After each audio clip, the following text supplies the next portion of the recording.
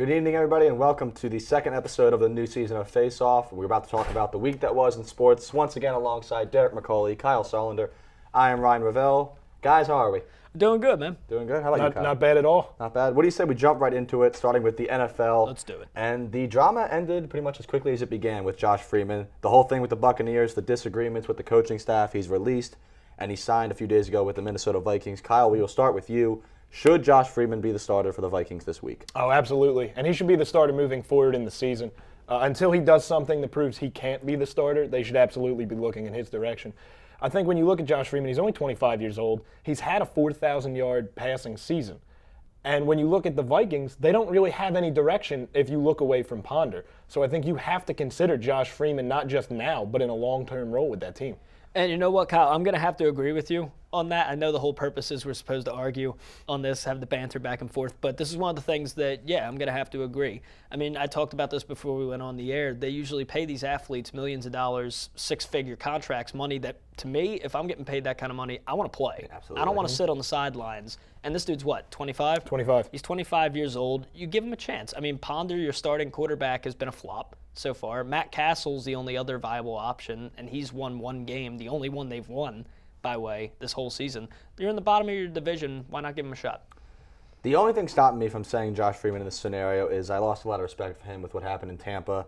It's just like if he goes into Minnesota and dislikes that coaching staff, is he just going to not want to play again, going to start begging for trades or whatever? That's the only thing. It's just the off the field, the kind of guy he is. The only thing that worries me, the off the field dramatics, which is why I think you would consider starting Castle. I think we can all agree Ponder's the one guy that just it's not working out. He's It's not working out. out. No. I mean, the thing that lost it with me for him is last year, the playoff game against Green Bay just does not play. Joe Webb comes in, they get spanked out of Lambeau. So I think I'd consider Castle because the only thing stopping me with Freeman is the off-the-field issues that he experienced with Tampa Bay, and is that going to happen again in Minnesota? That's an understandable complaint. Well, that's why I start Freeman. You got to give a chance to see if that's going to be a continuing issue with him. And that's the problem with Castle. It's like I said about Nick Foles and the Eagles last week. You have to start looking forward. Freeman is a viable option moving forward, whereas Matt Castle isn't. Matt Castle's already into his 30s. I mean, they're both one of those guys who they've shown they can win, but just haven't really won any really big games. Castle's never been a playoff guy. Freeman has, gotten around there, but never won anything special. But the thing is, you could make, not to retract from my original statement, but I mean, you could make the argument for Matt Castle. You could. You said that he's in his 30s and everything like that. I'm all for giving Freeman the chance. He's a young guy. You can see what he's got. But Castle is the only one that's proven that he can win. And you have to consider winning right now while Adrian Peterson's still in his prime. That has to be a That's factor. absolutely one thing. And also, I mean, I don't expect the Packers and Bears to stay average as they've been so far. I expect the Packers to take off. But as of right now, the Vikings are still very well in the hunt. They're in the hunt. They're right there. They have a shot. Because the Packers had a little bit of a struggle this season. And the Bears, I think the Bears are overrated personally. I don't like Jay Cutler. So, who do you think can win right now? I think both of them have a legit chance. It's just the off-the-field issues for Freeman that slow me down from picking him. I can agree with that. All right, we're going to stay in the NFL now. We're going to go to this team right here once again. The now 0-5 New York Giants, losing to the Eagles this week. My Eagles, 36-21. Guys, as Eli Manning, would you say he's the problem with the Giants so far this season? Derek, we're going to start with you. No. I'd say that he's a major factor, though. I think that there's a two-pronged reason why this team's a complete flop right now. Eli, nobody can see. It's unprecedented to see him fail this horribly. I mean, when you have two receivers like Hakeem Nicks and Victor Cruz as deep threats on everything that you could possibly do, to fail that badly, you just can't see that coming. But along with that, you have to give a little bit of that to the Giants' defense. The defense has not been good. They averaged 36.4 points against them per game. I agree with you completely. This year. That's awful. I agree with you 100%. I think this is mostly the defense's fault. Like you said, averaging over 30 points, giving up a game. It's been an absolute train wreck, and I don't understand it with that defensive line. They've got a good team. They've still got Tuck. They've got a good defensive line, and not only that, but the offensive line. I noticed this in the Eagles game this week. It's just they're not giving Eli enough time in the pocket. The Eagles, of all teams, with one of the worst defenses in the league, with the Giants, were all over Eli at the very end. The ball getting tipped and the interception at the end. It was he just doesn't have time to throw. No, Eli's not playing the best of his career right now, obviously, but it's not in any way all on him. I still think Eli's a pretty solid quarterback. I've been saying that even as an Eagles fan. I think Eli is still underrated for having 2 rings. but it's just the offensive line and the defense. It's just the people around Eli are just not getting it done, other than Victor Cruz, really. No, I definitely agree with both of you. I think the offensive line, though, is definitely to blame more than anybody else here. Manning's throwing a lot of interceptions, but you have to look at what happens before he lets go of the ball, and that's that he's only getting a couple seconds. There's really not even a pocket to say that he's throwing. Real quick, the thing that actually surprises me, in the first round of the draft this year, they did pick up an offensive lineman from Syracuse, Justin Pugh, who's actually played decently well. He has, but there's Justin only Pugh's so much played one well. player The can rest do. of them, though, it's a mess. Yeah, it's an absolute mess. The offensive line is really hurting Manning, and like you said, the defense isn't doing them any favors. And that's the thing. That's what really sucks about it because, I mean, I'm an Eagles fan, but you said, I mean, you could sympathize with Eli. He is a good quarterback. He's not amazing. He did get his ring and everything, but, I mean, it's unfortunate to see that because he's the quarterback, he's the captain of the team, so he's going to get all that weight down on him. Yeah, Eli's not the problem, but he's definitely part of it. However, I will say this before we run to the next topic. Although they look like a mess right now, we know the Giants can be a second-half team. Definitely. And as of right now, the Eagles and Cowboys are tied for first at a 2-3 record. The Giants are only 2 games back.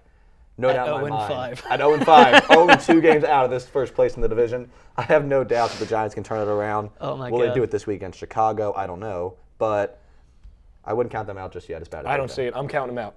Are you? Yeah. I don't see them turning it around. Still a little bit nerve-wracking. The way that I don't they've know. played so far, I'm not counting them out. I think they're dead in the water. All right. I'm still a little worried about them, but we're going to move on here. We're going to stick in the NFL, and we're going to talk about the breaking news today that Julio Jones might have a season-ending injury for him, and the Falcons are already dropped to 1-4 after losing to the New York Jets on Monday Night Football. It's a shame we laugh at that. It's a shame we laugh. The Jets are 3-2 now, right? Is that Yeah, right? 3-2 3-2. Jets. That's the precedent of weird. it all, though. Like, nobody saw that coming. No, not at all. But nobody saw the Falcons at 1-4, so therefore, Kyle, we start with you. Can the Falcons recover if Julio Jones is out for the season? I think so. I think that because their struggles haven't been really in the passing game right now. So losing Julio Jones, it's not like he was what was keeping them intact. I think they need to find some semblance of a running game, maybe get that defense back up to where it is. Their linebackers have been struggling a lot. And then we'll start to see this team pick it up again. I don't think Julio Jones is what's kept them where they are. I think there's a lot of other factors, and they could start to turn it around.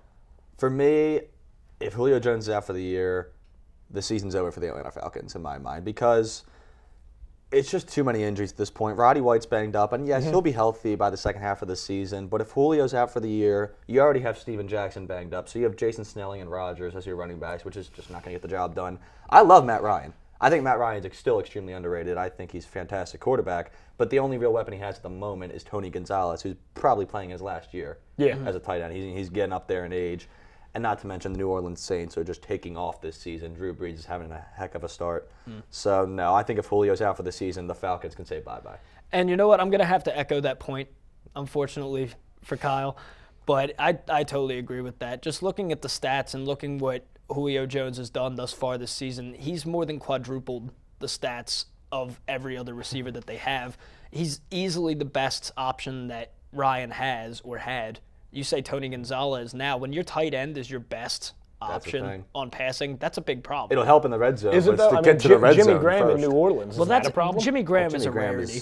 Jimmy Graham's just one. Tony I feel Gonzalez like, is Tony Gonzalez. Jimmy but he's I older mean, now. Tony Gonzalez is Jimmy way out of his Graham- prime. He's a vegan now, man. He's doing stuff he's never done before. He's lean. He's lean. I think now. Tony Gonzalez is still very productive, but at this point, if he's like your really only big weapon, you're not going to And win a especially- division And with that's, Drew and that's Brees why and I the say they Saints. need to get the running game together. Because I Exactly. think they can recover from this, but it's not going to be through the passing game. But do they you need think to find Steven- something else to hang Do you on. think Steven Jackson's going to come back and play as well as he has? I think he can. Do I think he will is a different question. But the I think thing. it's a At this point, capability. too. But I don't think they'll take the division, though. Let's not get that messed up. No, The Saints are running winning away this with it. division. It's whether or not they get the wild card spot. I don't think they will. But yeah, to sum up my point, though, yes, it is going to be a season-ending deal for them. Julio Jones being gone, Roddy White hasn't done much for them, and if you only have Tony Gonzalez, as great as he was at one point, and maybe still is, it's not enough. You can put some on the defense though too. The defense has not been as No, good their as they're supposed to linebackers be. are terrible. They've last year the whole big thing was this Falcons defense being like a very very solid defense. Asante Samuel signing there and all that. Asante. They've been Well, that's bad, a too. Well, big we know problem. about all him. their cornerbacks are just mini Asante Samuels.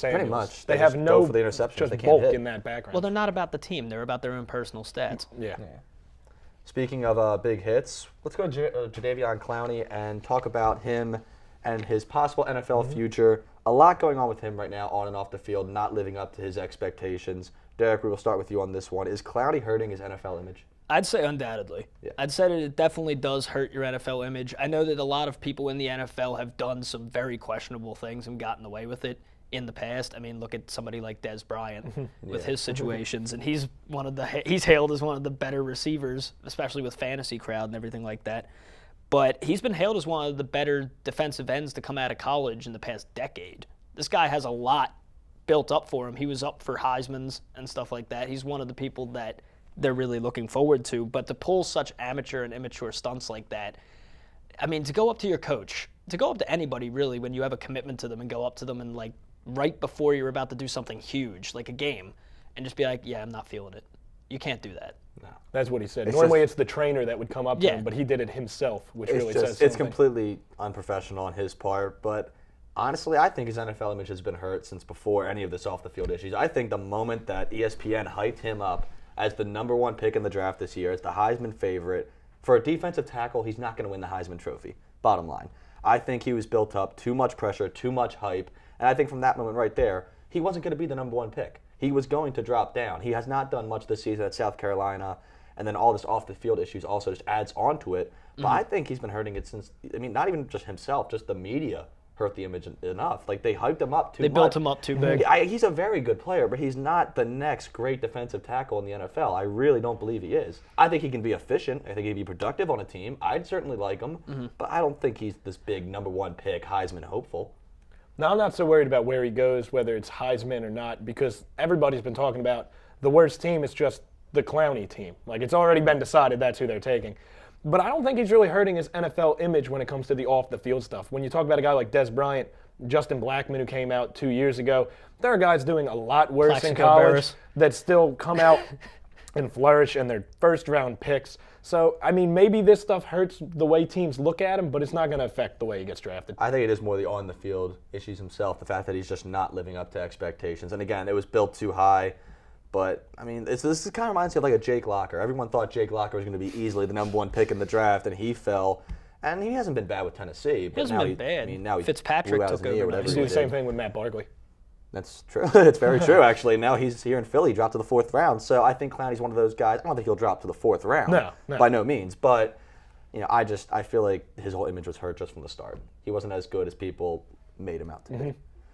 All right, that's going to do us here in this first segment. When we come back, we're going to talk about the Peter Laviolette firing, and we're going to talk about some playoff baseball. So stay with us here on Face Off.